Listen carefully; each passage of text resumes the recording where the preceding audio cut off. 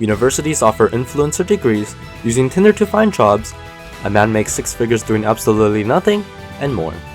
Welcome to this week's Carbon Valley episode. I'm your host, Roger.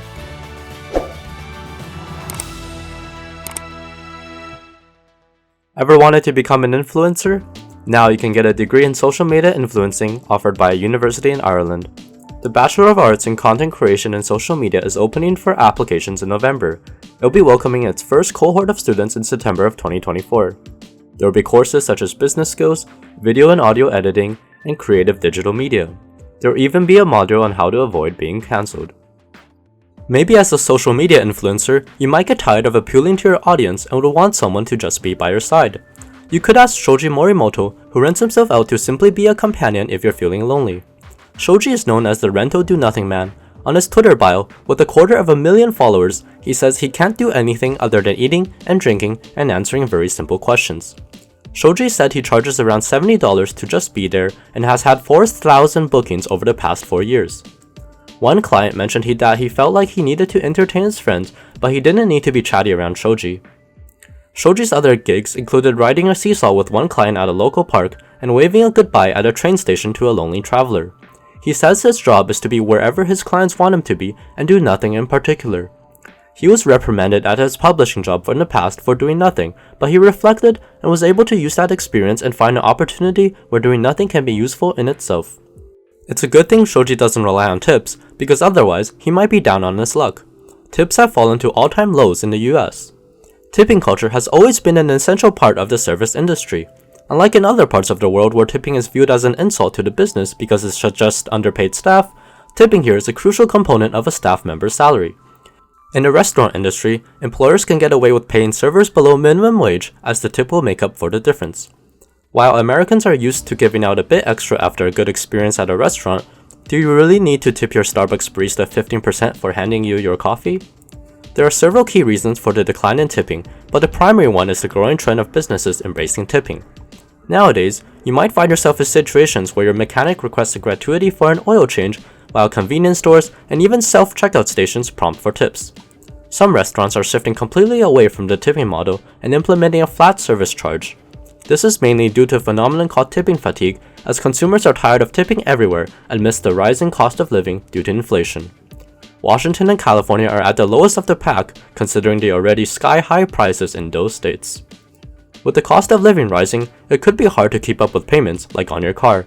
But if you have a Hyundai or Kia car, watch out, because these companies are recalling millions of vehicles across Canada and the States due to a problem with the car that can start a fire. US safety regulators say that the anti-lock brake control module can leak fluid and cause an electrical short, which could start a fire while the vehicles are being parked or being driven. The company is aware of around 21 fires linked to this issue, as well as 22 thermal incidents, such as smoke or burning. There haven't been any crashes, injuries, or fatalities yet, thankfully. Without your car, you might have trouble getting dates, but in the meantime, you can still use Tinder to look for jobs like users have been doing in China. In China, youth unemployment has driven people to use Tinder profiles to network and kickstart their careers, especially after LinkedIn was pulled from the country. One fashion graduate said she applied to a number of positions in a conventional way, but started to swap her Tinder selfies with messages that read, "Is anyone short of workers? I'm currently looking for a job. Hire me." Some have used the app to find job opportunities or to seek advice to secure an internship. On one social platform, a blogger posted a set of tips on how to find a job on Tinder. Tips include recommending matching with people from the industry they're interested in, start conversations about their match's job, and gradually share their struggles before asking for advice. This blogger used these tips to help get a match that helped her get referrals and resume advice. On the other hand, despite the possible increase in users, Tinder thinks this behavior is violating the community platform guidelines. Social apps are increasingly being used for job searching. Even TikTok's hashtag Careertok has 1.7 billion views and features people sharing tips on interview techniques and networking. Job searching is tough, and finding a decent paying job is even harder. One way to ensure you receive your fair share of revenue is by going on strike, and the Writers Guild might be a success story. The Hollywood writers' strike might be finally coming to an end with a tentative deal that requires streamers like Netflix and Disney to share viewership data. The lack of clear measurement around streaming metrics was a major issue that drove the strike. The guilds say that it has limited creators' ability to share in that success. Some hope the entertainment giants will get rid of their data secrecy practices completely, but instead, we'll see the streamers giving confidential viewership information to the Writers Guild, who will then distribute bonus payments to writers and producers. This way, writers will be able to earn a viewership-based residual. Data secrecy has been the talk of the AI era, so one might wonder what the new Meta AI assistants will be doing with the data we give them.